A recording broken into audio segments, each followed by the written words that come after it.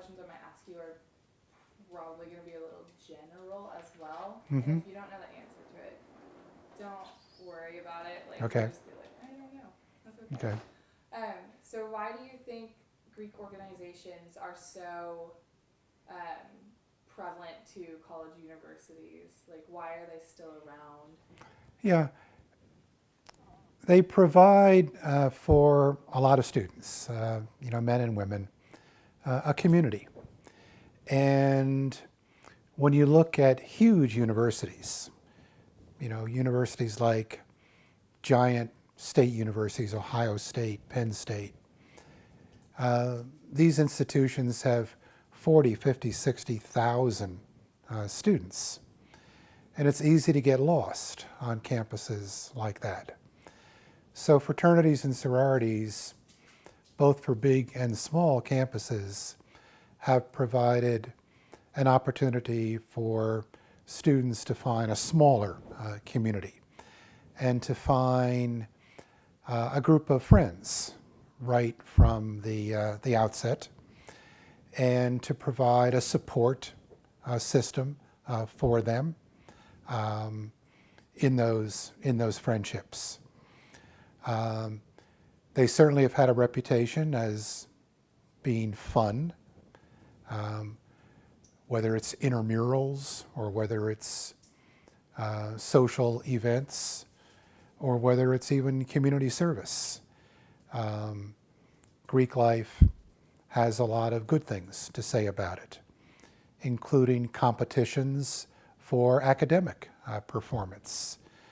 Most college campuses now that have Greek life give an annual cup or a prize to the fraternity and or the sorority with the highest GPA.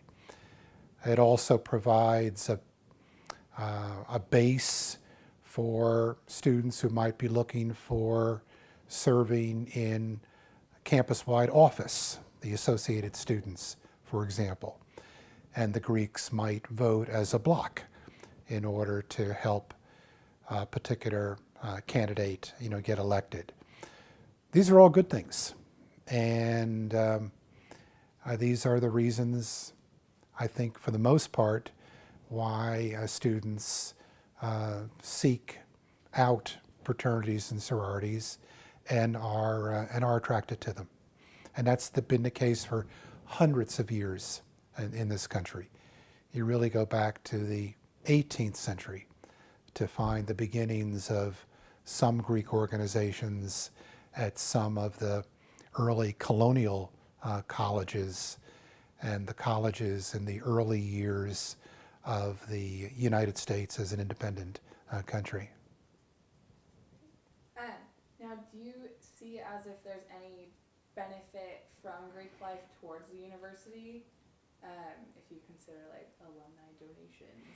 Well, to the extent that Greek life provides a way in which students can recall their college experience fondly, good memories. Certainly universities hope that their alumni are happy for a number of reasons. And happy alumni can often be generous alumni. And the Greek organizations can also facilitate for students ways in which they become more visible at their campuses through particular causes, whatever they may be, or service to the university. And I think campuses believe that if students are engaged in a positive way with that campus, they tend to want to stay involved with their alma mater even when they move on. So yes, I think any good connection is a potentially useful connection for the institution, whether it be fundraising, whether it be advocacy, whether alumni serve as a way to bring the campus to the attention of prospective, students after them. It could be their own siblings. It could be, friends. It could be the children of their business associates when they get older. And when they talk about college, and they might say, I had a great experience at Chico State. You got to think, your son or daughter ought to think about Chico. So yes, I think there's lots of ways in which fraternities and sororities can contribute to the good reputation and the service of the campus which hosts them. Now, For a lot of people, lost a lot of its appeal. yeah. And Beer Can Beach was just the place where the float ended, as opposed to where the party started. I mean, I remember getting off and walking around Beer Can Beach, and it was not safe. I mean, there were fights. It seemed like every 10 yards there was a fight. And the amount of alcohol and,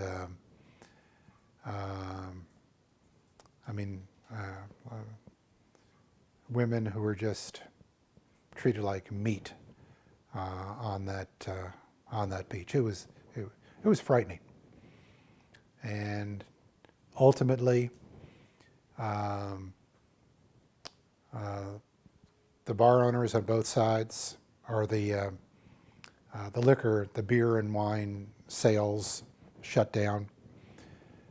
Finally, the county on the other side agreed with Butte County to limit or to eliminate alcohol consumption, on the river. I mean, people would still try to sneak things, through, but that really stopped it pretty cold. And from 25,000 or even more, it went down to hundreds as opposed to tens of thousands. And it was safe, and it was kind of like a nice thing to do. Sit in an inner tube and float down the river while it's 101 degrees, and kind of fun. So, but again, that requires constant messaging and constant attention, and there were so many law enforcement jurisdictions involved there, because it was the county, it was the cities, it was the Fish and Game, it was state police. It was a massive bit of coordination in order to finally make it safe. But it became, safe and fairly innocent. Yeah. Still, I remember hearing about that. Yeah. The out of towner that passed away. Yeah. That one year. Well, St. Patrick's Day was another one. St. Patrick's Day was more in town. God, I remember this one issue of the local newspaper.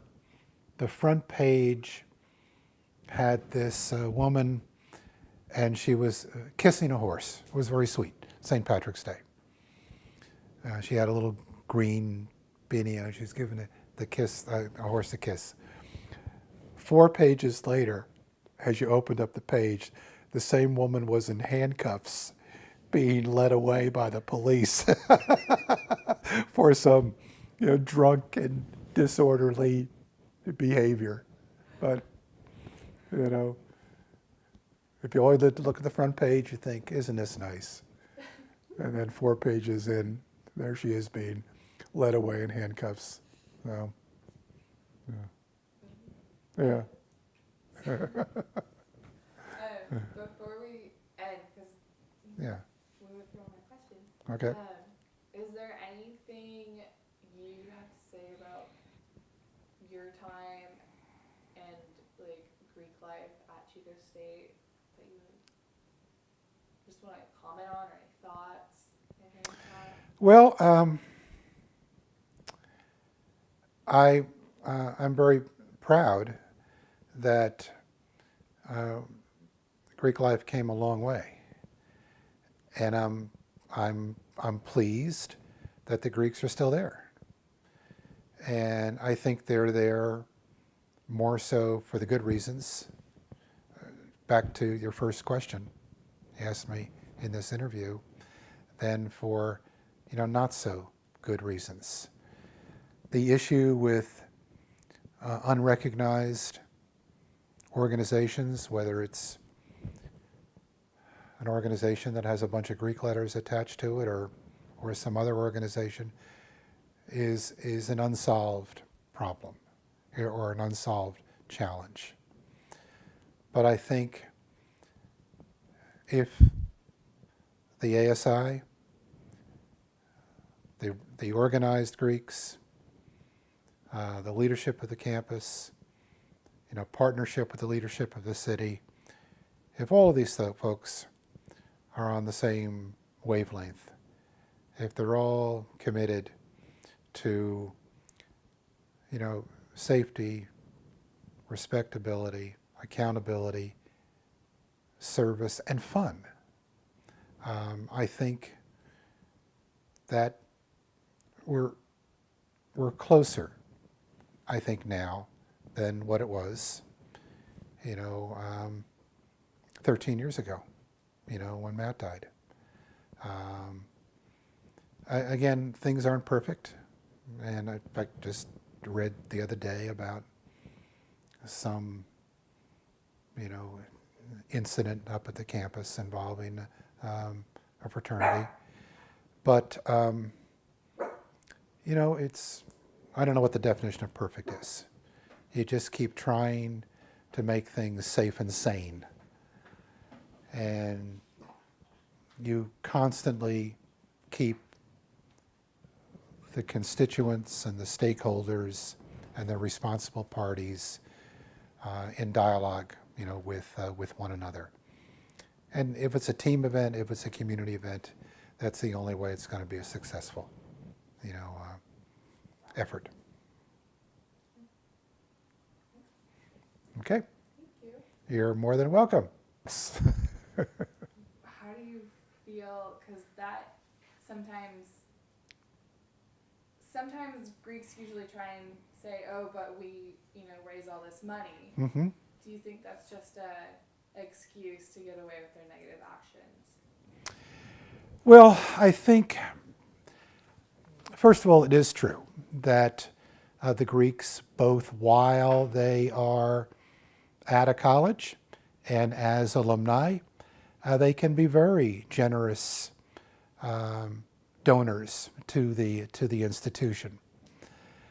But this is not a transactional relationship where you say, well, we give you so much money, therefore you should look the other way when we do something irresponsible. Doesn't work that way. The institution is both grateful for their generosity, but it's even more grateful for the way in which they exhibit the kinds of behaviors across the board that make the university proud for them. So you don't get points for a can of food drive at Thanksgiving, and on the other hand, you have a riot or a rape in the campus or a death in the campus on the next weekend. Doesn't work that way. So it's not a transactional relationship. What the university affirms for the Greeks is support for them, advocacy for them, even with the community. A good Greek system, you will find the leadership going to the community and saying, look, these folks do so much good for the campus and the community, and yes, they may do something stupid or silly, but let's look at the big picture. But accountability is the key. And the university does have high expectations for the Greeks to receive recognition, to receive the support of staff whose job on the campus is to work with the Greeks, and to have folks who will advocate, for them when they live up to their stated purposes and ideals, which are basically found within their charters and their mission statements.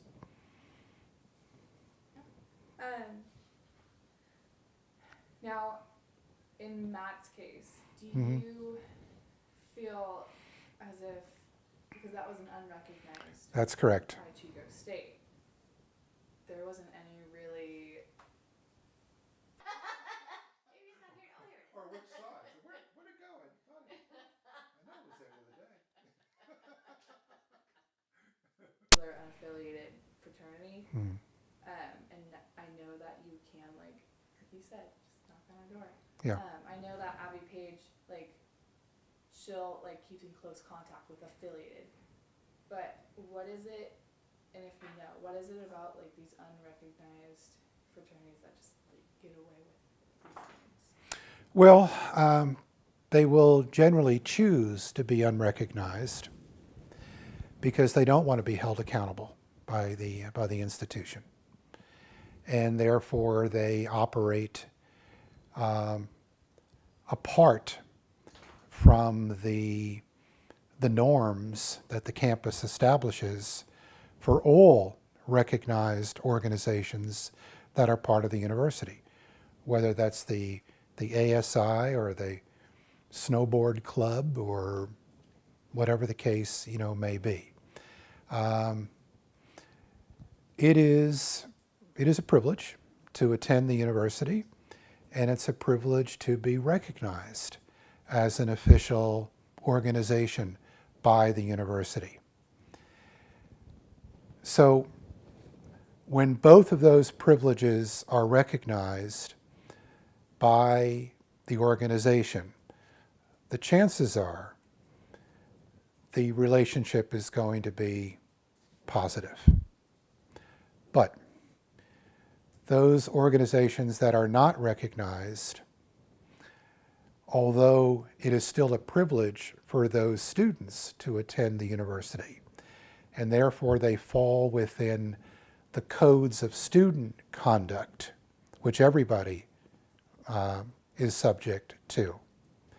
They do have a certain arm's length separation from the university in that they are not an organization per se that is recognized.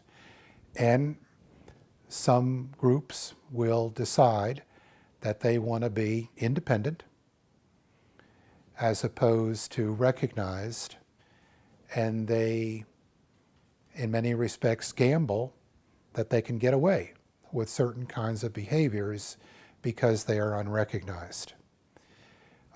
It's a problem, and it is unresolved on campuses across the country. The main arm of authority that campuses have is the Code of Student Conduct. And that allows a house, whether it's a fraternity or just a place where students are living, to be watched more closely by campus police, and oftentimes in conjunction with city police. The word gets out that this is a structure, this is a house, this is an apartment that needs to be watched. And that involves working with landlords who become, part of the solution if they are really serious about monitoring the behavior that takes place in their rental facility. If it's owned by an unrecognized fraternity, then there are still city codes regarding cleanliness, regarding safety, regarding you can't burn a couch, on the front lawn. You're expected to put out your garbage in an acceptable, way. There's a responsibility to keep the house and its grounds, safe and clean. But if it's not on university property, if it's not recognized by the university, then that really falls upon the city to do that. And in particular, it falls upon the partnership between the city and the university in order to watch and monitor places that have a reputation or that have a history for behavior that both violates the city's values as well as the university's expectations for the students who live there. I agree, yeah. Yeah, and now you're making us do it, but not I know. Who wants to do it? Look at you or look at each other or No, what? probably each other. Okay. 'Cause we're Okay. talking. All right. But you were telling me. 13 Yeah. years. 13 years? Oh, for Matt, yeah. Unbelievable. I know. Yeah, I yeah. know. That's how far So what we've are we come. going to do about Larry? Well, he sent a second proposal. I'll send to you. Okay. I say we go for it. I think it's worth the chance. Yeah, I mean, look, if he does 1/3 what he thinks he can do, we're going to be better off. I agree. And it's relatively small risk. Yeah. And he will. I mean, Larry is excitable boy. Yeah. But Yeah, that was my only concern Yeah. because when I asked him, I Yeah. thought, what is the situation when he gets into, like, if he's at Yeah. a speaking engagement, Yeah. does he just sort of, Yeah. just, Sometimes. okay. But That was my concern. he'll be But okay. other than that, yeah. He'll be okay. Yeah. Yeah. Because I had that problem with Michael. But he Okay. wasn't like Larry at all. Okay. But in fact, when I just did this teacher, she was the, when she called to ask me to come to her classroom, she Right. goes, but I just need you. I don't need that gentleman that was with you before because I'm not quite sure what his purpose was, and I didn't really care for the things he had to say. And I was like, well, that's okay because he's no longer with us. So, but yeah, but I noticed with him, he had it kind of had his own agenda, and then he just sort of went off into a direction that wasn't what we were talking. Yeah. I know he wanted to be a motivational Yeah. speaker, Yeah. and that's what she said. She goes, I could tell he wanted to be a motivational, Yeah. but he didn't know his audience. And I said, Yeah. yeah, Yeah. and that makes a difference. You can't Yeah. just go into Yeah. a room and talk like you're talking That's to right. these people over here. That's right. They're not there. Yeah. Yeah. So Larry. I would think Larry would know his audience. He does. Indeed. He'll Yeah. do. He'll do very well. Yeah. So that's good. It sounds like. Yeah. Okay. Great. Do you have a Okay. handshake with you guys? Oh, What yeah, yeah. handshake? Okay. Shake. We'll have Shake. one.